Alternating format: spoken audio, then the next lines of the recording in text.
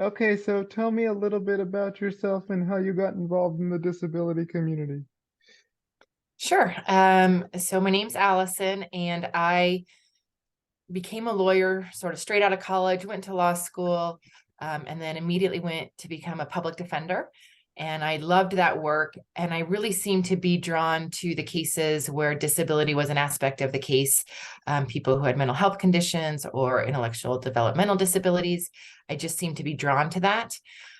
So when I left Florida and that job and came to Colorado, I joined a law firm that does civil rights and specifically employment rights for plaintiffs. And again, I just found myself really drawn to the disability cases. And I think it was because I worked on all types of discrimination, and disability seems to be an avenue that people allow discrimination and are not nearly as outraged by it. So I sort of consider it like the underdog of discrimination classes.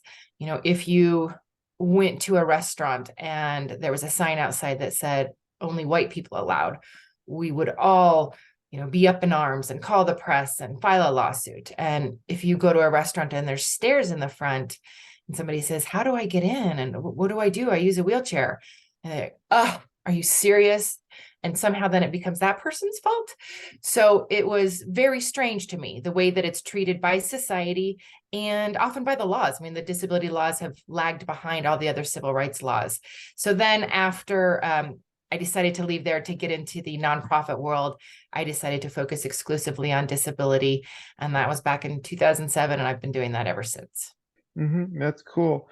So, like, what sorts of things do you work on as a disability justice lawyer? Like, what are some of the key things that you like focus on?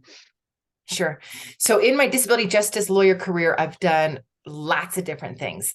As I said, I first focused on employment discrimination. So people with disabilities not getting hired, not getting promoted, and not getting accommodated in their jobs. I've also done a fair amount of housing work. So housing providers that won't accommodate tenants in particular. It happens a lot with people who are trying to rent, and service animals, emotional support animals is a big area there.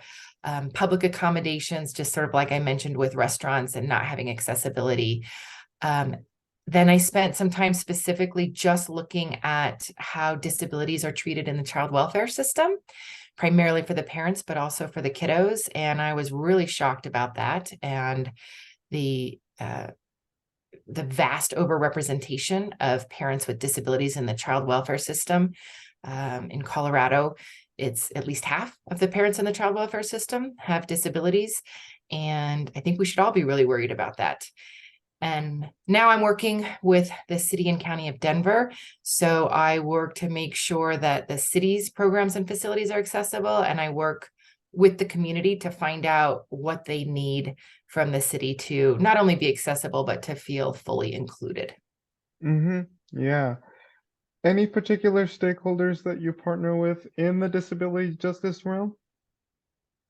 Yes, all of them. Really, I think it's really important. I think so many things are built off of relationships. And the Americans with Disabilities Act is almost 33 years old. So, in many ways, there's no excuse that there are ever violations, that there are barriers, that people don't understand it. But the reality is that all of those things are said to me on a weekly basis. In all the different jobs that I do. Or that I've done. What I think is really important is to build relationships. So rather than saying, oh my gosh, how did you not know this? I'm going to file a lawsuit tomorrow, saying, hey, this is what you need to do. And, it's super important that you do this. Not only are you behind, but every day that you're not doing it, more people are losing access. So I think building relationships is really important. So I've always built relationships, like even though in my prior job I would file lawsuits against the state, I built relationships with my state partners. I filed in my previous position a lawsuit against the city and county of Denver because they didn't have accessibility available at Red Rocks in the way that they should. When I filed that lawsuit, I found out about the Division of Disability Rights at the City and County of Denver, where I now work. So I built those relationships, and then I work with all the partners. I worked at and still work with Disability Law Colorado, the ARC of Colorado, and all the different chapters, JFK Partners, and all the people that they represent and work with, Colorado Cross Disability Coalition, CREEK, private attorneys who work in the disability justice arena. Then again, as well as people who run our services for people with intellectual developmental disabilities, Mental Health Colorado. So like service providers, service agencies, individual attorneys and advocates, and nonprofit organizations. I think the more people that you know, the better chance that you can bring the right people to the table to solve a problem and get it solved, because you've built those relationships and understanding, and they know that you're serious and you know what you're talking about. So yes to all of them, as many as I can. Mm-hmm. Yeah.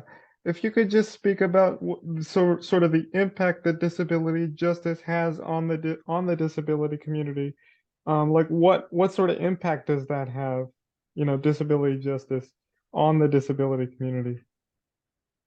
So as I mentioned, sort of disabilities are always the last thing to happen, right? So people with disabilities absolutely marched and rolled alongside Dr. Martin Luther King Jr. in the 60s. But when the Civil Rights Act of 1964 was passed, it didn't include protections for people with disabilities. And in my state, in Colorado, we were pretty early, and we had a Colorado Anti-Discrimination Act in the 50s. It didn't include protections for people with disabilities until the 70s. And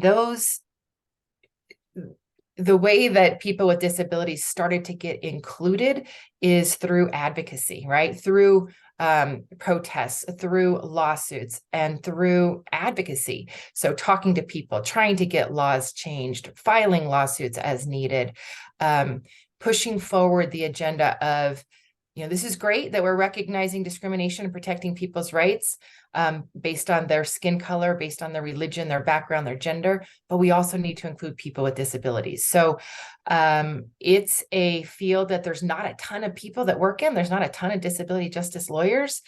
And it's not always considered the sexiest either. When people talk about discrimination, the first thing people think about is racial discrimination. And that is a super important, vital thing in our society. And we need attorneys to represent folks who are discriminated on that basis. But we also need it with disabilities.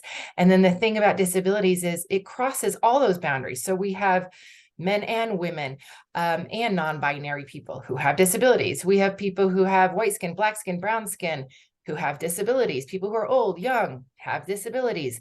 So, and it's a protected class that you can join at any time. So it needs representation. It doesn't have as much representation as I wish it did. And a lot of times that's because some of the laws don't allow as much in damages or as easy attorney's fees as some of the other discrimination suits do.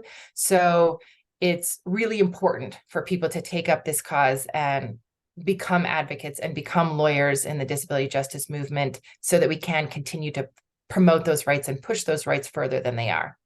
Mm-hmm. Lastly, how can like advocating for people with disabilities, really make a difference in people's lives? How can it create sort of this catalyst for change?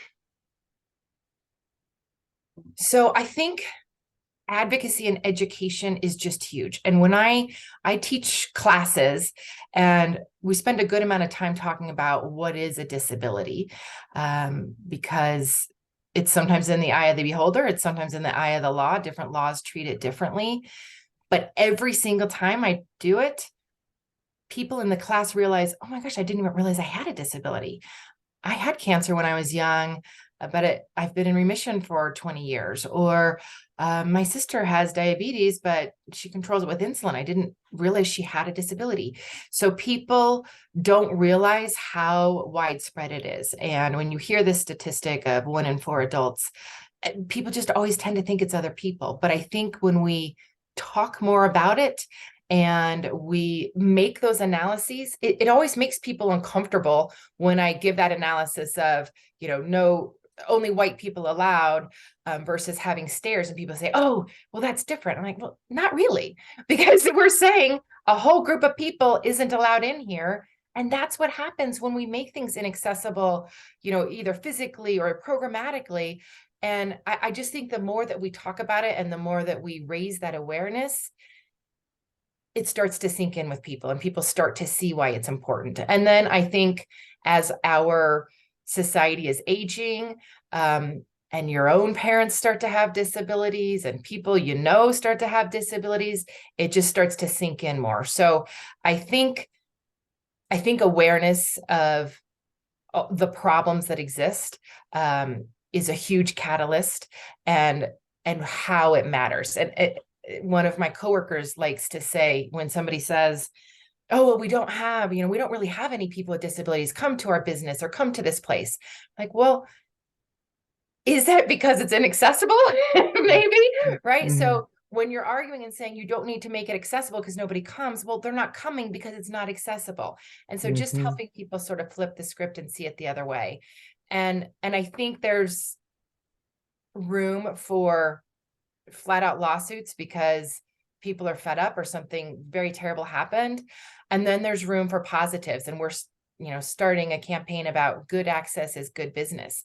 So guess what? When anybody can come in your front door, more people are going to come in your front door, and you're going to actually make more money. So there is a very positive business reason to also make sure that you are, accessible and inclusive. So I don't know, a very long-winded way of answering, but I think the change comes from advocacy in all forms: education, litigation, legislation, and education. Oh, and sorry, I circled back around because that one's really important. Mm-hmm. Yeah, those are some important points.